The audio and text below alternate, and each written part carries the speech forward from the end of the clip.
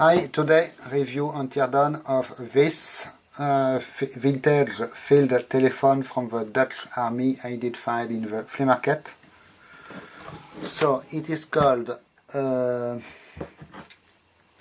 it is written in Dutch, Veldtelefoontoestel. It is probably totally the wrong way to say it. TA 3017. This must be the serial number, and obviously it might be a pretty small serial number. I am not sure how old it is. It must be from the 60s, I guess, 50s or 60s era. So what do we have on the side? It is very convenient. We have the schematic. There is some army approval stamp here. Probably, maybe another serial or inventory number here. So we have two pieces of schematic, oddly enough.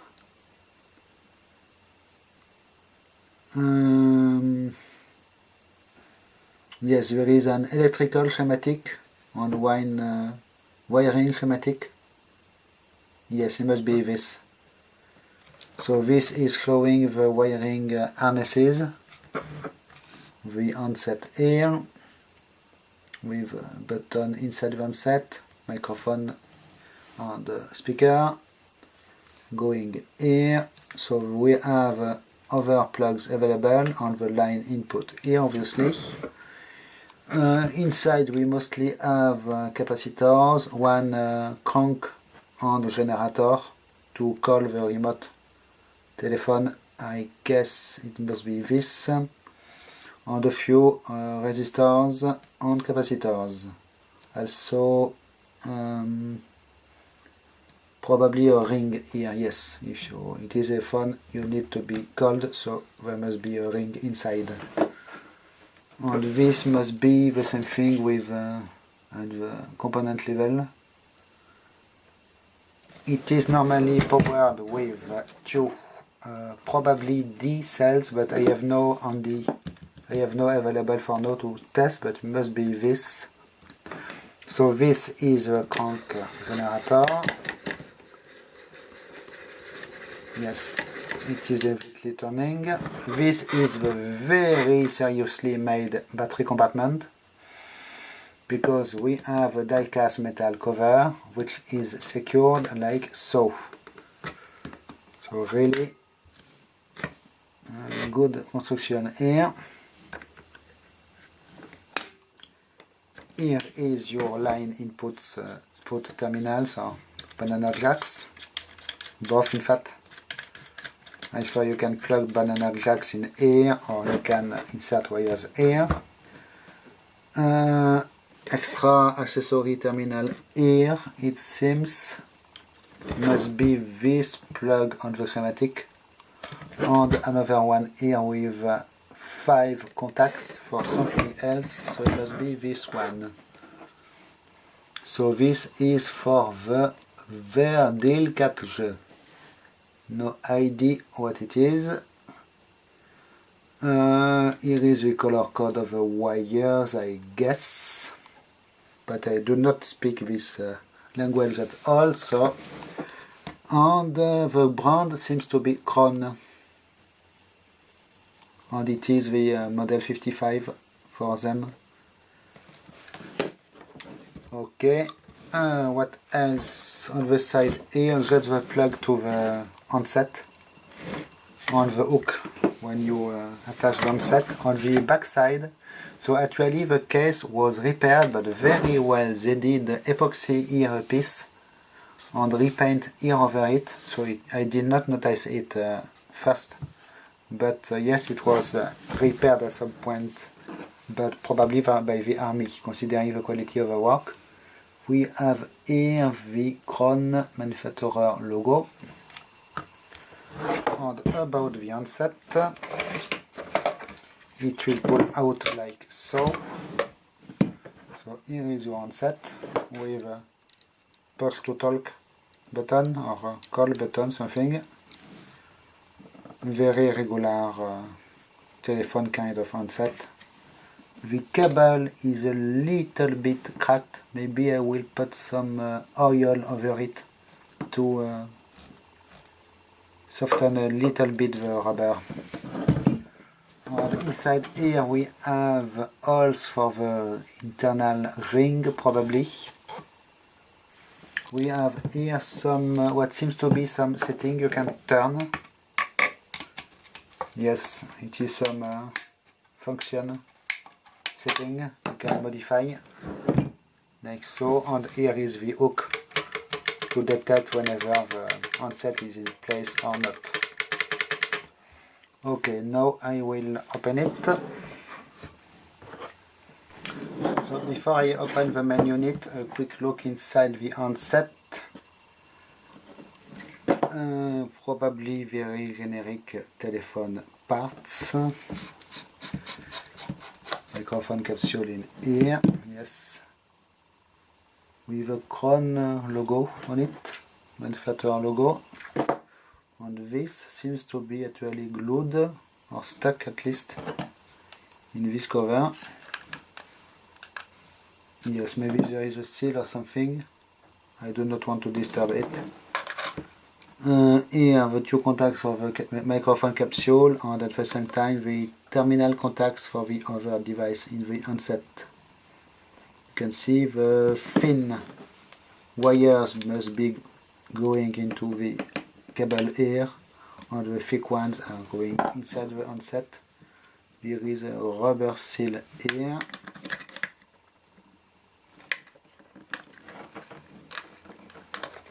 So very old school stuff. Here we know already what we have. Speaker capsule with two spring contacts. This one will come. We have date code of 1957, model number, and impedance of the thing. Okay. And here I will see if it is possible to undo the screws, but if they are too hard I will not. No, they are really hard, so I do not want to damage them. So it is just a switch anyway. Okay, now to the main unit. So to open it, first you need to undo the handset connector here. And here, oddly enough, we have two very regular hardware store stock screws. So I do not know if they are original or if they were replaced, because also the thread seems very shiny. So I am not sure about these screws, if they are original or not. Here you have the connector block. You can pull out gently. There is something else here, I do not know what it is. Okay, it will unplug like so with some quite golden contacts, interestingly enough, and you can see all this plug body is overmolded over everything in the same rubber material than the cable, it seems. And now that it is done, I can just loosen the 6 screws. So I did already open it one time. There is a weird kind of seal. Soft white seal, seems to be made of chewing gum almost. It is a little bit annoying. So as you did see on the schematic, there is not much inside, in fact. And everything is very compact and well put together, because as you can see there is not actually a lot of space. If you remove the space of the handset here and the space of the batteries here, so now I have to try to pull it open, and yes, as you can see, the weird seal is making this. Not sure what it is, but weird material for sure. Okay, so inside the case here we just have the mechanism for the hook, like so. And here are the contents.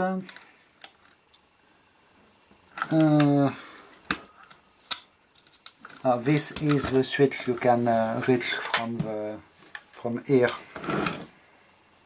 The function selector switch. It will actually turn this.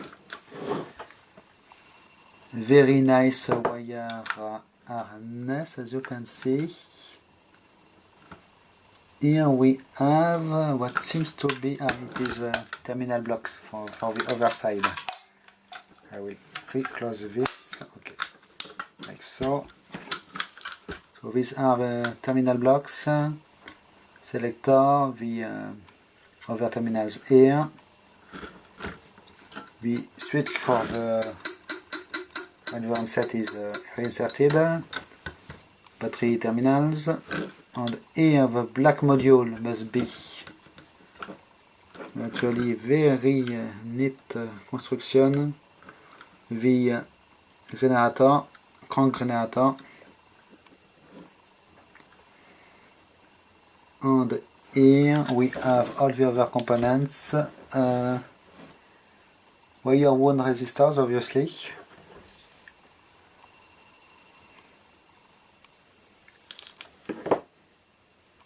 transformers also. Yes, maybe there are some kind of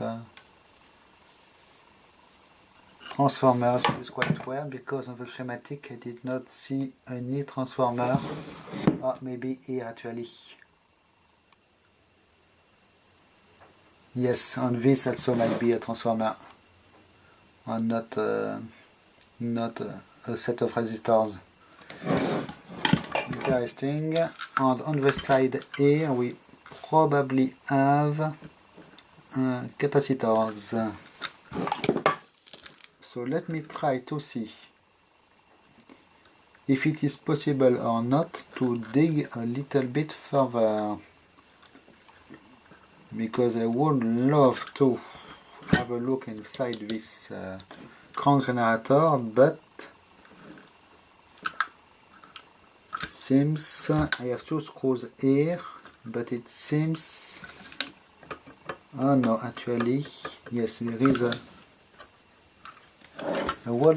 Yes, it must be the ring, the ringer. In fact, I believe this coil will actuate here this piece, and it will make a noise somehow to when you are being cold. So because of this part I cannot undo this, or I need actually first to undo the capacitors. So let me try this. So this screw is totally loose, this one also. So far it is going well. We have aluminium cover here, and we have information about the capacitor and that code of 1957. Okay, and here I can access a screw that will allow me to probably remove this wall piece. So let me try to do the other side very gently. Oops.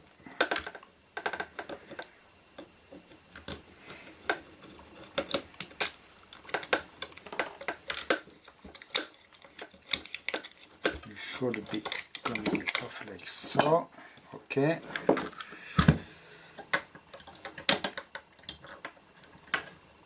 And now I can access 4 screws. Get this out of the way. Maybe. This one was tight, by the way. Not sure if they are. No, they are not magnetic screws. So other side here. Just to try to have a look inside this crank mechanism. Okay, this is coming off like this. I put this on the side. And now I can undo this. Oops. So these screws here are really sad. I will see if I can replace them before I reinstall and reassemble this. Okay, we are down to this black box. Let me get out of the way some of the stuff. You can see how the seal everywhere is leaking and kind of soft. Really a weird thing. And now I can try to remove the cover here. Loose screw also.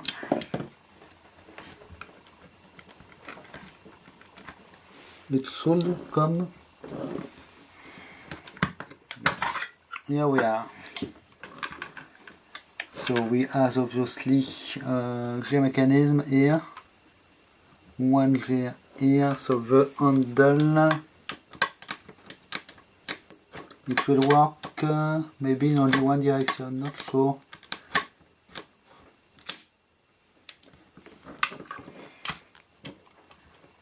You can see one G here, connected to this one here, and the rotor of the generator here in the middle.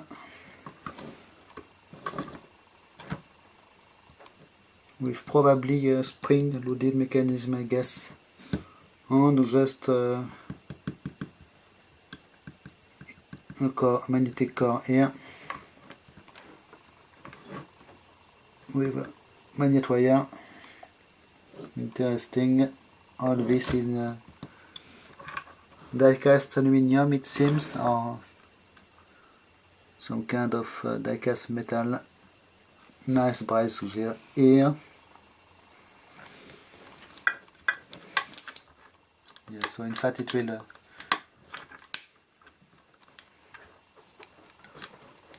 make at least 5 or 6 turns for one turn of a crank here. Okay, so quite interesting. This is just some kind of plastic cover. Okay, so it is all what we have inside this.